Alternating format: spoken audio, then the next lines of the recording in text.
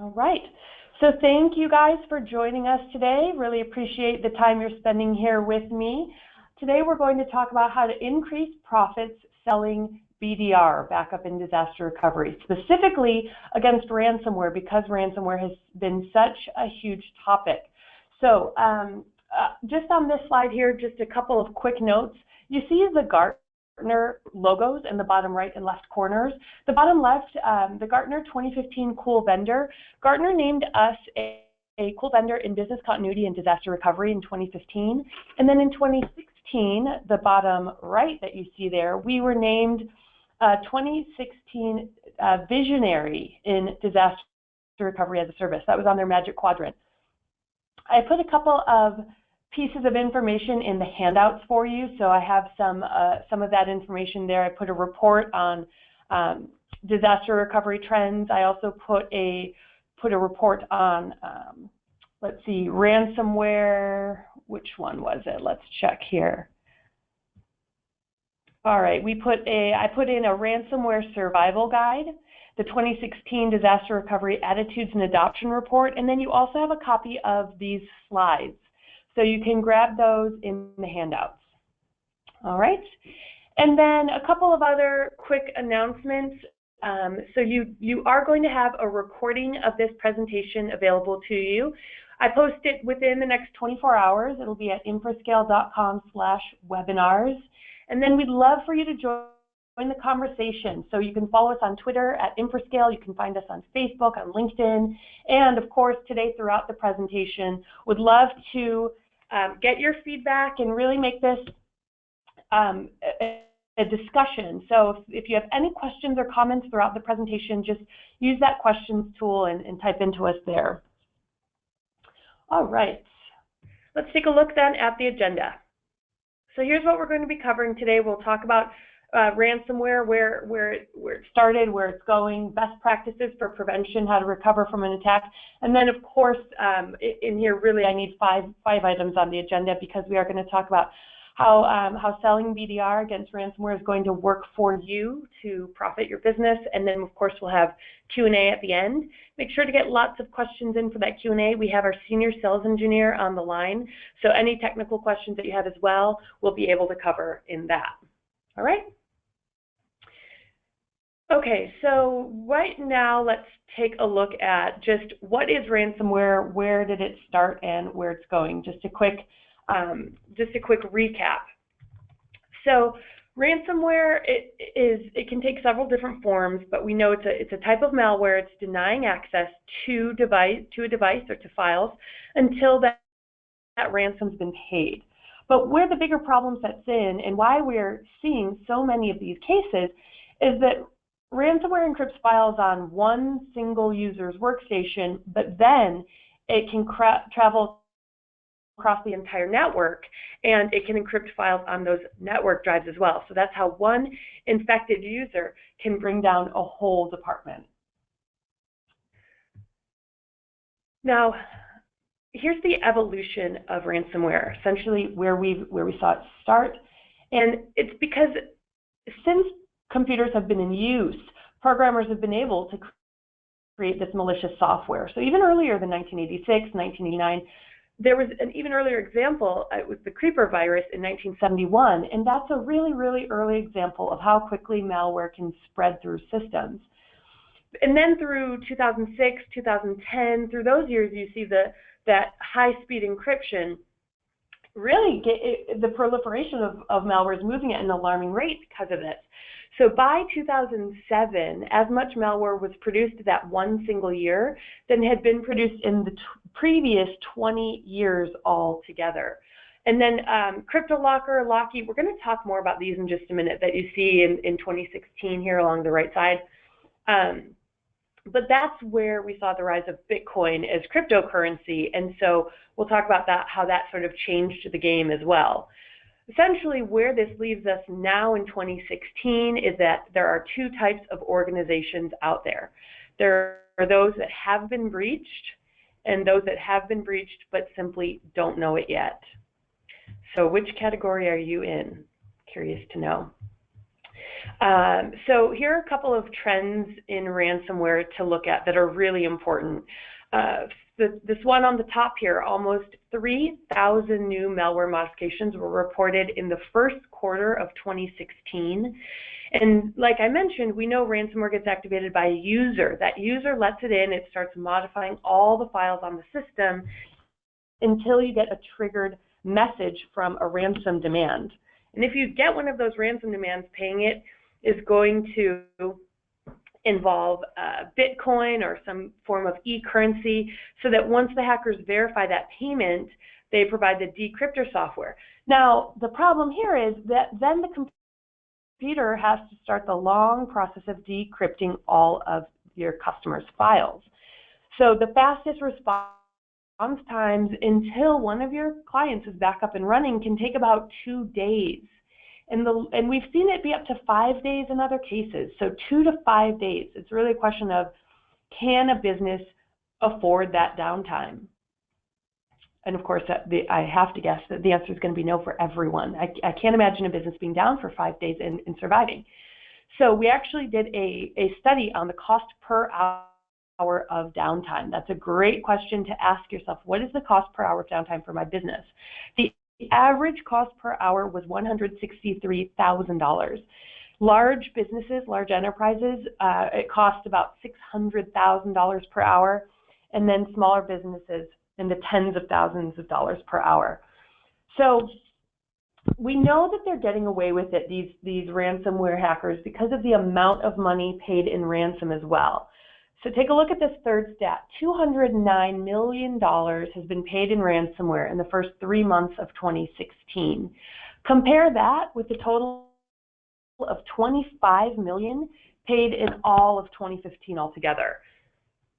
And then one big problem is you really have no idea for weeks or months, so you don't know that you've been infected right away because the ransomware works slowly. It starts with the older files on the system, really looking at the last date opened or the last date modified, until one of these ransom screens pops up and you get a message for a ransom demand.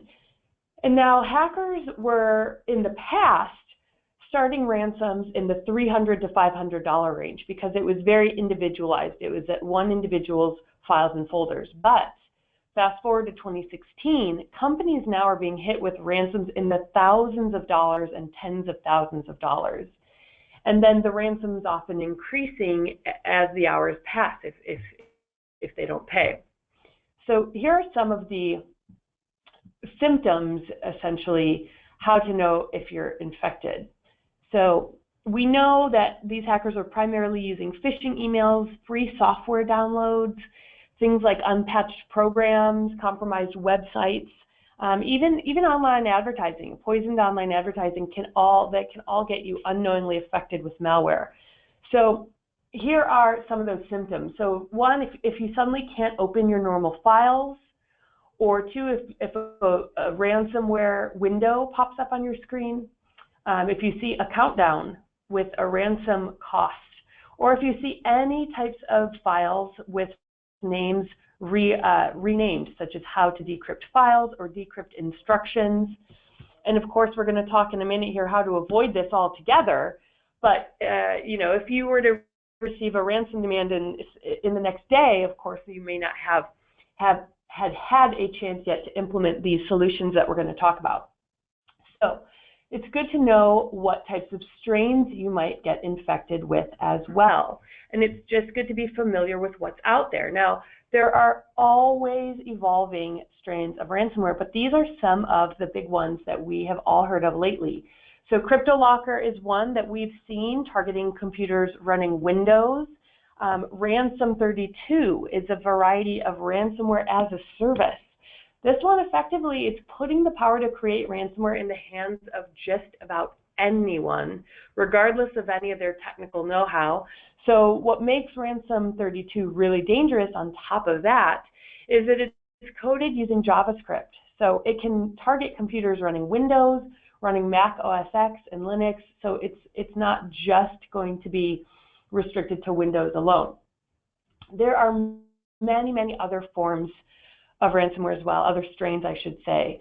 And Locky especially is one that we want to talk a little bit more in depth about because it's really changing the game for 3 different reasons. So first, it has a worldwide reach.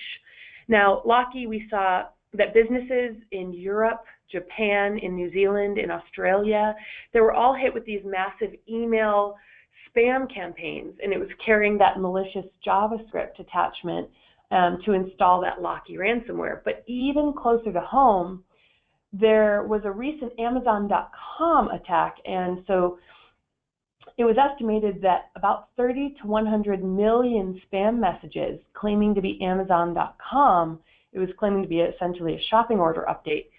So we see that Locky really has a worldwide reach here. And then also, Locky's targeting businesses, not just individuals. So this is where we see, the individual ransomware costs started around $300 to $500, but now we're seeing businesses just paying tens of thousands of dollars.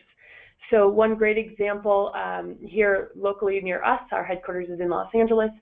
So the Hollywood Presbyterian Medical Center, that hospital paid $17,000 to this Locky malware. And then also the network effect. So this is essentially the bigger problem sets in because one single infected user can cripple an entire business since it travels across the network. All right, so now we have a good sort of basis of where ransomware started and where it's going. We have a good understanding of how it works.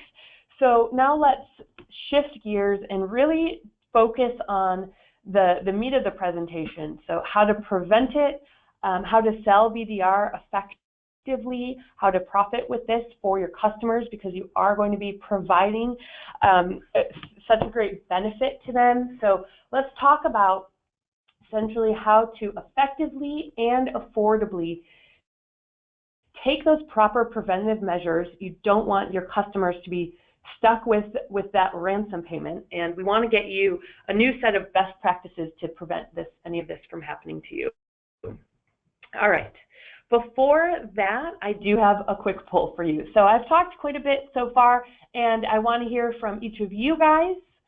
So really just a short poll. When it comes to ransomware, which of these is you?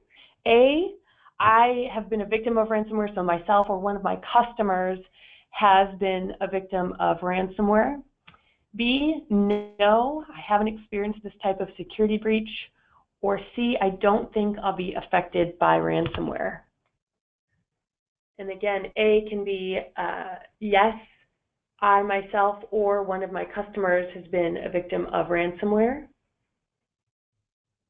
B, no, I haven't experienced this type of breach. Or C, I don't think I'll be affected by ransomware. So far we have no one has answered C so far, which is a really good sign. It's almost a trick question, right? A, we have about 60% of you so far. B, about 40% of you so far. All right, I'll leave this up here for one more minute to give everyone a chance to participate. We've got 70% of you who voted so far.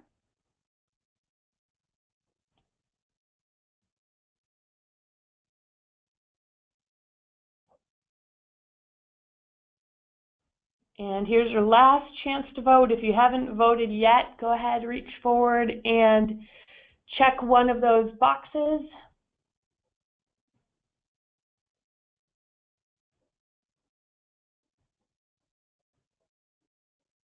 All right, great. And thank you everyone for participating. Let's go ahead. I'll close this poll and share the results. Okay, so here we're taking a look at the results. 60% of you said, yes, I myself or one of my customers has been a victim of ransomware. 40%, no, I haven't experienced this type of security breach, and no one answered C. I'd love to hear a little bit more from those of you who answered A and B. You can use the question tool and type in. It'd be great to hear and share with the audience what the situation was, and was the ransom paid, or how did you mitigate that situation? And while we wait for some comments to come in there, let me hide these results so that we can get back to the presentation slides. All right, great.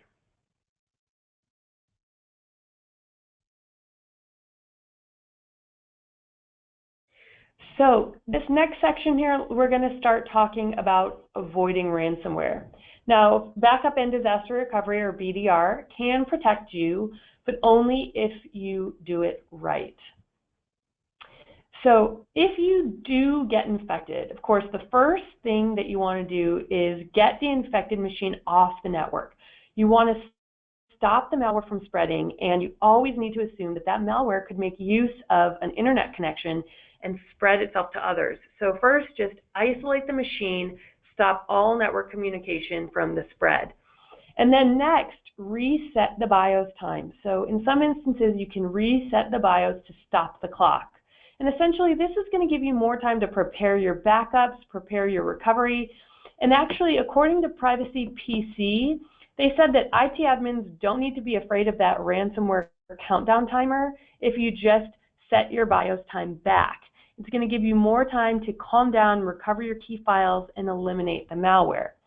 Then thirdly, if you are hit with malware, you want to roll back from a previous backup. This is one way, of course, and having a recent backup is going to make it really easy for you to restore operations quickly and painlessly, saving time, saving money for yourself and for the business. So essentially, right now, most of us think that there are these two options if you get infected. So pay the ransom or restore systems with a backup. Now, since the ransomware is silently and slowly, it's running over weeks to encrypt the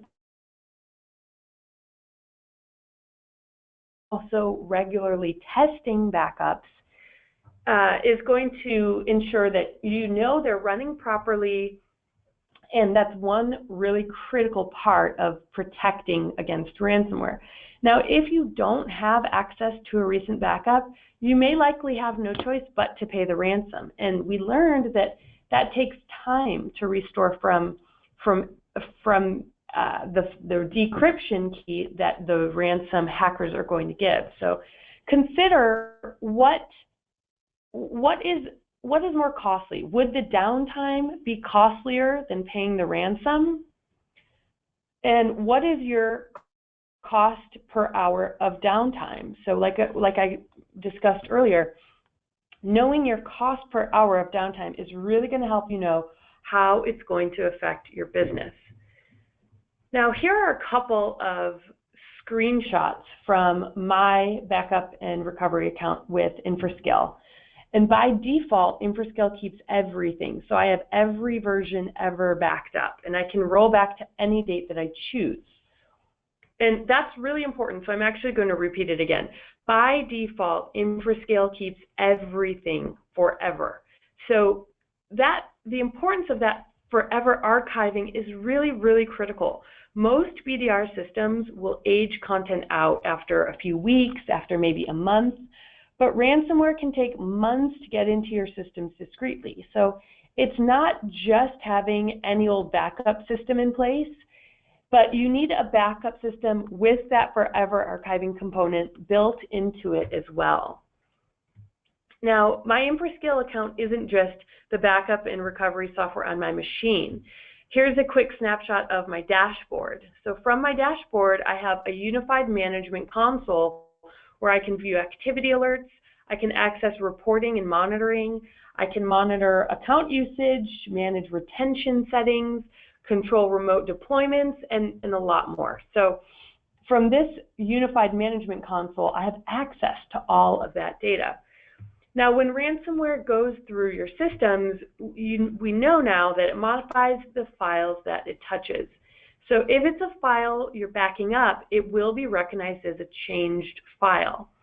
So here's the account level details in my dashboard. Here I have analytics of the last 24 hours, the last 30 days, whatever I choose. and I can see which machine that I'm backing up has the most changes. So what we did is we took these analytics and we created a brand new monitoring alert. And this alert we're calling Anomaly Detection. So if you have a large number of newly modified files, you want to know what happened, what's touching all of that data. So the way that it works is an average number of changed files, the backup will continue as normal, but an unusually large backup is going to trigger an anomaly alert to the admin. So let's take a look at anomaly detection in action. Let's see how it actually works. So here's my InfraScale dashboard homepage, and I'm going to walk you through how to set up an anomaly warning. So from the dashboard, in the monitoring page, if you simply go to settings and then monitoring, you'll see the enable anomaly detection setting. And so here is where we also let you set the threshold. And that's when the warning is going to be released, when that threshold is passed. So we're calculating a rolling average number of modified files over time for each device. And then if the modified file count for a backup passes your predetermined threshold, then we'll release a warning. And if you're subscribing to error events, you get an email alert. And it also automatically appears in the general monitoring page where we can see more info. So you can then open the details and see things like backup duration, total files processed, how many files were modified, and more. And then if you want to download the logs, you just select the Manage Action, and you can then investigate at a file level. So typical users, we see backup maybe 5 to 10 modified files per day. A lot of work is done online, but anything 3 to 4 times that is going to be cause for investigation. It may be malware, it may not be, but that is when the anomaly detection will activate and you'll be able to take a look at it and determine what the cause is. Now this is really important because nobody has proactive alerting. None of the BDR solutions out there today have this type of warning. Right now, everyone is essentially waiting to get infected and then quickly scrambling, trying to either pay the ransom, roll back to a previous date, et cetera, et cetera. So with this in mind, now that we've seen anomaly detection in action, I have one more poll that I'd like to run to ask you guys. When it comes to BDR, which of these is you? A, I can confidently roll back to a previous backup within 15 minutes. B, I wish I had backup in disaster recovery but can't afford it. And C, I still don't think I'll be affected by ransomware.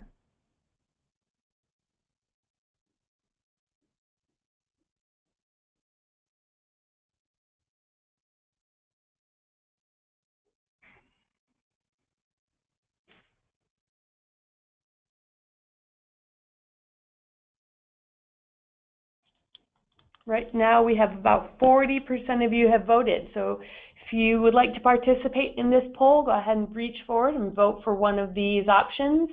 A, I can confidently roll back to a previous backup. B, I wish I had disaster recovery but can't afford it. Or C, I still don't think I'll be affected by ransomware.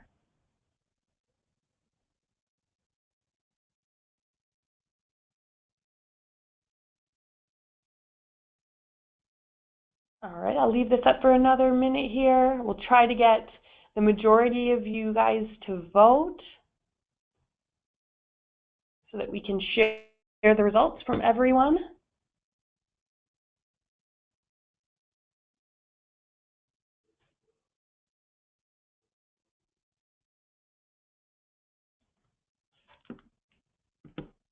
All right, last chance to vote here. We still have about 40% of the audience who's voted.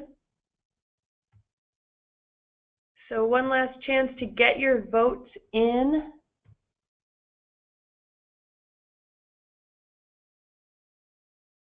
All right, great, thanks guys. Let me go ahead and close this poll down and share these results. So we have 25% of you said, I can confidently roll back to a previous backup within 15 minutes. So now using the question tool, like John did, John says, we need an additional choice. I can roll back, but not in 15 minutes. So John, how long would it take? And going back to that conversation again of the cost per hour of downtime, can a business actually afford that? For those of you who said, I can confidently roll back within 15 minutes, can you roll back within 5 minutes or 1 minute? And then 75% of you said, I wish I had backup and disaster recovery, but can't afford it. So I am going to cover that. We are going to touch on that. Let's move forward here then. I'm going to hide these results, and then we'll talk about different ways of how you can afford this, and then also, of course, profit from this within your business. You want to be selling an effective and affordable BDR solution, right? Okay, so this next section here is the last section on avoiding ransomware before we get into sort of making money with this here. So backup and disaster recovery, we also said that by avoiding ransomware, we said BDR can protect you if you do it right, but what if mere backup isn't enough? So we've talked about the backup portion. We have yet to discuss disaster recovery. So if backup simply isn't enough, this is where DRaaS comes in, disaster recovery as a service. So DRaaS lets you quickly fail over your systems. It supports DR to be on demand like we're going to see in this scenario here. So in this situation, here are some end users working. Along the way, unknown to them is that they're about to experience a ransomware attack or an outage of any kind. So it's not just ransomware, but with any type of outage. With on-demand failover, you can simply log in from any browser, the IT admin, even if you're on a laptop, a tablet, or a smartphone. You can simply log into that dashboard, roll back to a previous date, and instantly recover a clean version of the entire environment, not just files and folders, but the entire environment, which lets everyone keep working. And that whole process happens in just generally 60 to 90 seconds. We do guarantee a 15-minute failover. Now, it's really important to note you can do this from any browser. You don't need VPN access. All you need is a tablet or a smartphone. It could just be sitting on the bedside table if this were to happen at 2 a.m. on a Saturday. You can quickly log in to the dashboard and instantly roll back to a previous state, recover a clean version of your customer's entire environment. All right, let's take a closer look at this. So this may cover any questions that have come up on that last slide. So here's a closer look. The traditional backup flow is here on the left. Cloud backup, which we saw could have a 2 to 5 day recovery time if you pay the ransom and then wait to get the decryptor software. So here's that typical flow. You have your production box and the backup server next to it, copying data over to some storage. It could be a tape drive, on-prem disk. You could be copying to the cloud. And it's just copying data so that when any type of disaster happens, be it ransomware or any type of outage, you then need to copy that data back out of storage. Then you have to reconfigure, reboot. This all takes a long time. So you end up having a full recovery in days. But nobody can afford that. No business could really have this be a workable solution. So DRaaS on the right hand is very, very different. With DRaaS, you don't want to be copying everything back and forth twice over, moving data back and forth and back again. You simply want to spin up a completely working environment where that data is. So we can virtualize and create up to 200 machines on the fly and reconstruct your data center infrastructure where your data is sitting. That's how we can fail over in a guaranteed 15 minutes. Again, usually it takes about 60 to 90 seconds. Really, really important because of what we saw earlier on how ransomware has evolved. The primary issue used to be individual data loss, but now ransomware spreads over a network.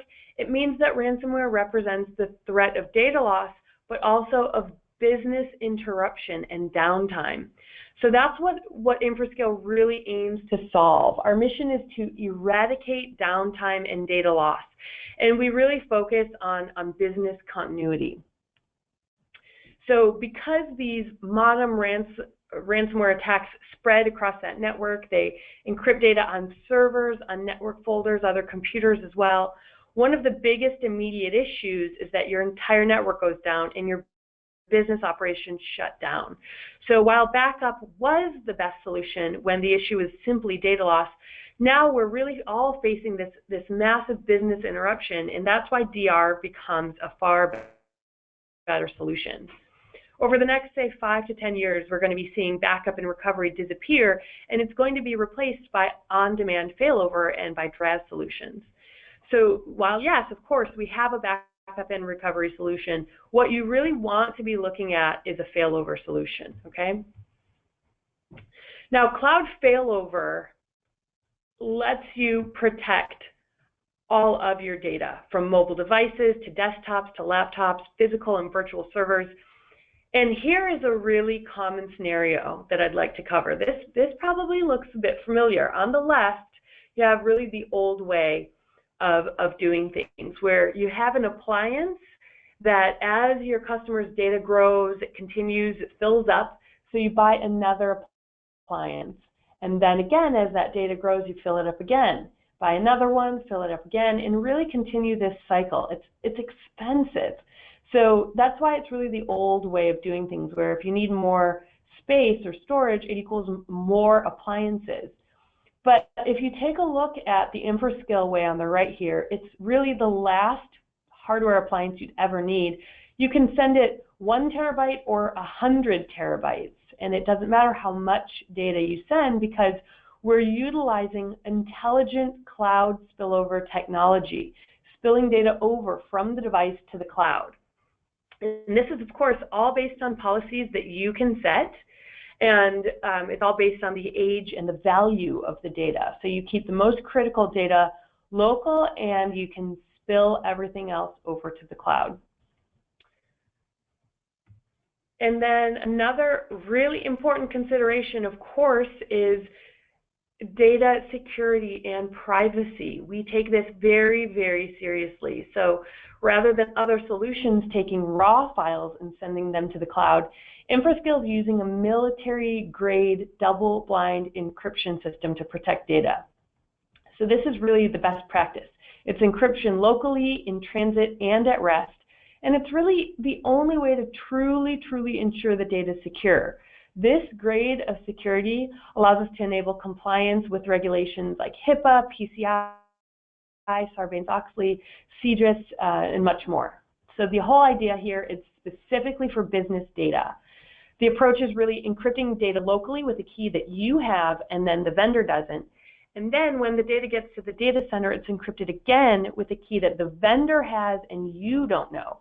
So you have those two separate keys. And by having those two keys, it really dramatically lowers the chances of an attack being successful. Even if any hacker got in, they can't decrypt the data because they don't have both keys.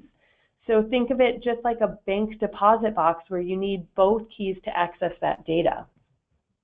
Okay, so now let's get to the fun part of the presentation here, making money with failover DR. And like I mentioned, our mission really is to eradicate downtime and data loss. We're a DRAS company. We're using the cloud to eradicate downtime. So we're trying to really equip every single company with the ability to quickly and affordably recover from any type of disaster, large or small, and that of course includes ransomware, which we've been discussing today. Now, we can't prevent these disasters from occurring. We can't prevent completely ransomware from occurring, but what we're doing is we're mitigating the pain and the disruption that any business will feel if that were to happen. All right, so let's take a look then at an example. So if you're a managed service provider and you're incorporating this into your managed services, then the pricing can be baked right into your managed services offering. So you can just use your hourly rate as a point of reference and then calculate a base rate per month for your managed services package. So flat hourly rates are going to be developed based on your averages, or essentially the majority customer. So take that into consideration. So here's just a quick example. If you have an unlimited service or a home service based on a packaged cost that'll show that maybe most users have, say, 5 to 15 gigs of user data on their local machine. So the idea here really is play on the average customer, and the majority will be within that range. So that's how you can provide a flat cost and not lose money, even on those who are outside the norm. So here, I'm going to show you on the next slide a specific example, but what we're going to look at is just taking a look at these numbers. So how many workstations are there? How many servers are there? How many on-site incidents or remote assistance cases do you want to estimate per workstation or per server? And then what applications have to be managed? Is there anything industry specific that needs to be taken into account? So once you get into these numbers, it can be, it can get quite granular depending on your customer, but what we often find is it's a good way to go about essentially a base MSP is to use your hourly on-site time as a point of reference. You want to estimate, what we're doing here is estimating half an hour per workstation, an hour per server, and then a flat $250 per DR test. And what we did here is a very specific example. So here's 10 workstations and 1 server. This is assuming the hourly rate is $80 per hour, and that's going to be $480 per month or $57.60 per year for remote service work. Now add in that monthly DR testing, and that's where we get this $8,760 in revenue per customer per year. Does that make sense to everyone? Any questions on this example in particular?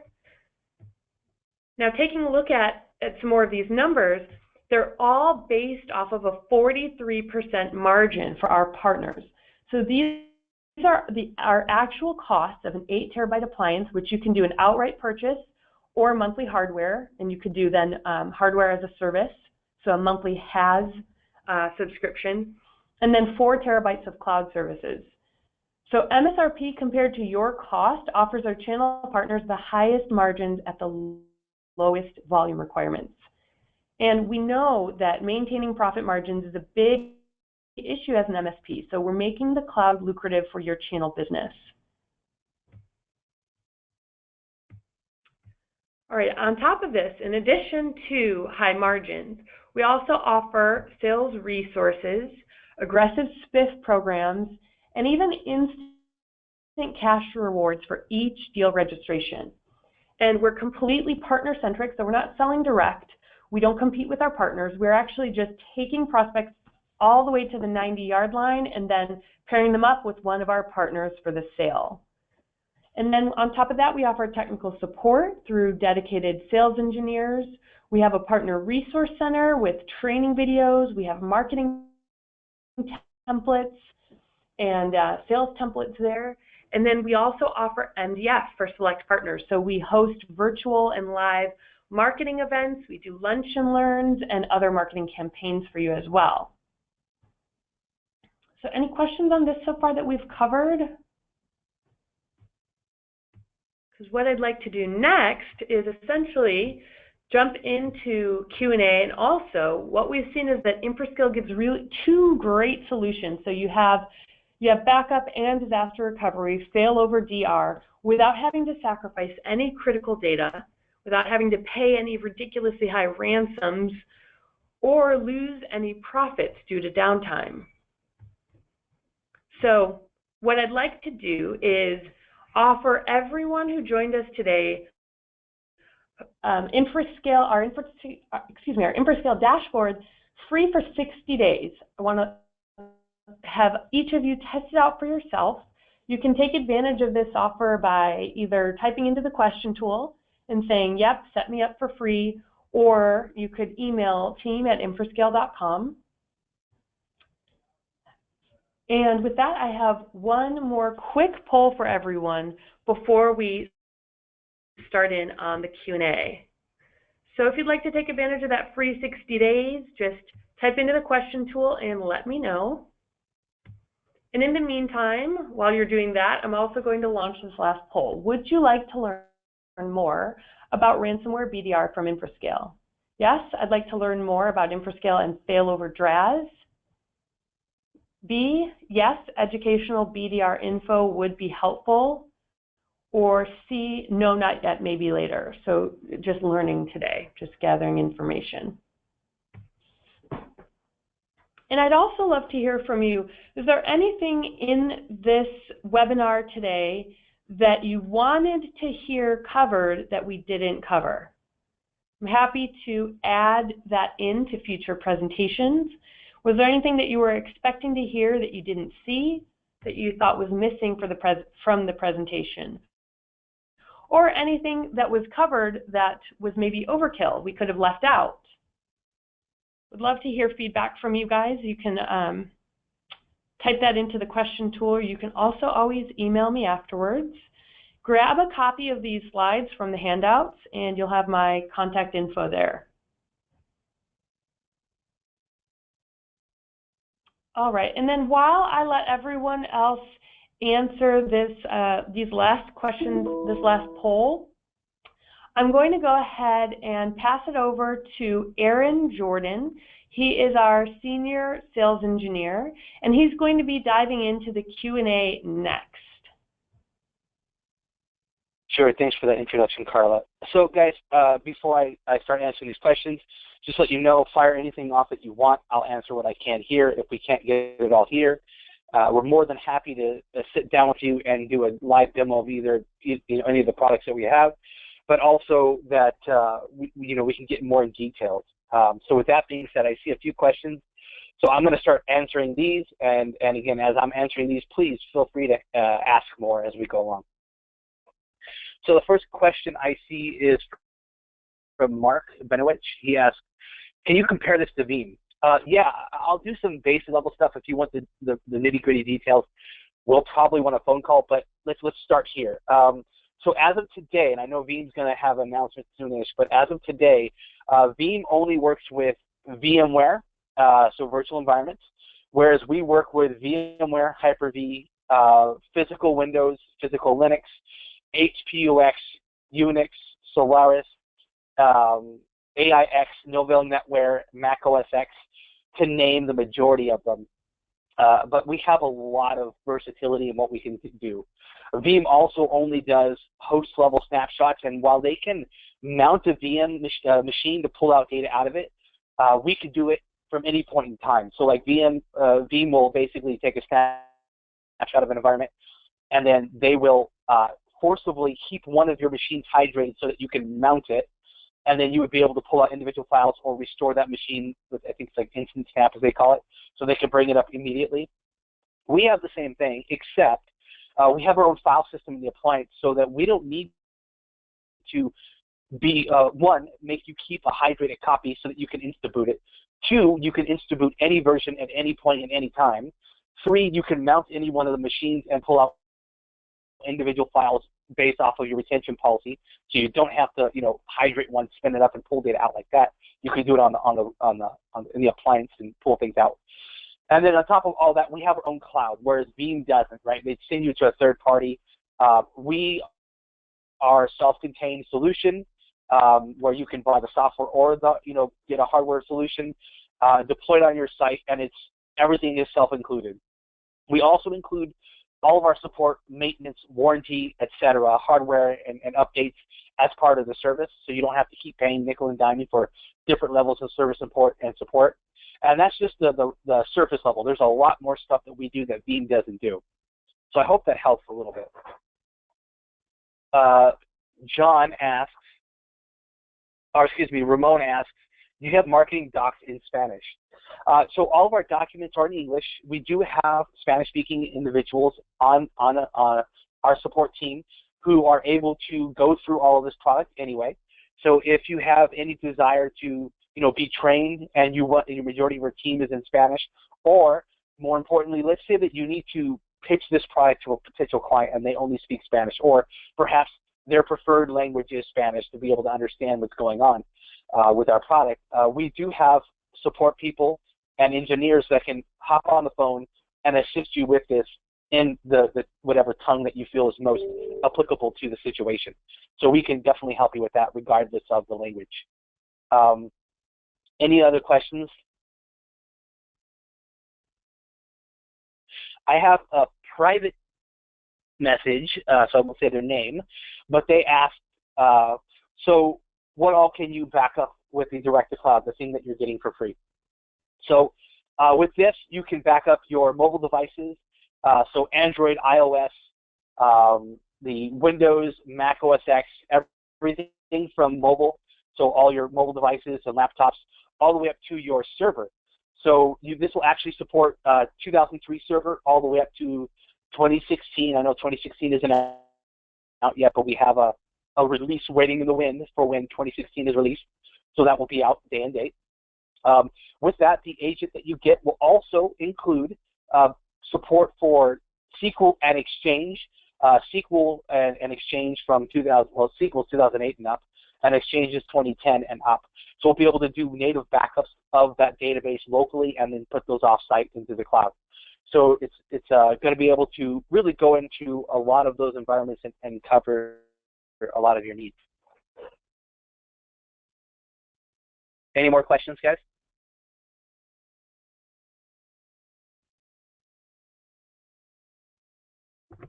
And also, it looks like we do have let's see how many of you guys have answered that last poll. 50% of you guys have answered that last poll. So don't forget to participate if you'd like to. Just reach forward and select one of those answers there. So I've received another private question from the same person before, and they said, a little shy there, but they said, what's the minimum bandwidth that you need? So this is what's really cool about our product. Whether you're using the direct-to-cloud or the appliance, we have the ability to seed data. So if you want to get that data on a local disk or USB drive or something and ship it to us, we can seed your data in the cloud initially like that. But features that in our appliance include the DDFSAR. It's our code name for what we do. It's essentially a cloud backup accelerator. So if you have data locally and you're about to send it to the cloud is going to first find out what it has locally and what it has in the cloud to compare each other.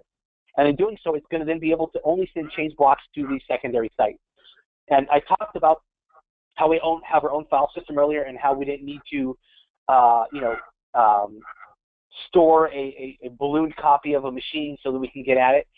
So this has a lot of features that help everything in our product, from global dedupe to instant spin to instant file recovery, all the way up to this ability to, when I send data to the secondary site, to only have to send change blocks, even if you just backed up a brand new 2012 server and it starts to push it. If a 2012 server of some other nature already exists in the cloud in your data set, it'll be able to dedupe that out before it even comes, saving you a lot of bandwidth. So to the point of the question, we actually don't have a minimum, because we can one way or another, we can get you taken care of very quickly, so you're all up to date, even if you have a very small bandwidth capability.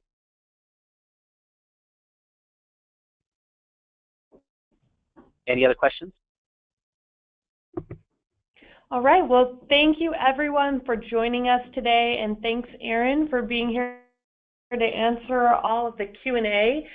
We have about 5 minutes left, so we will wait here on the line if any of you guys have any last-minute questions that are coming up. But aside from that, thank you guys so much for joining us, and have a great day.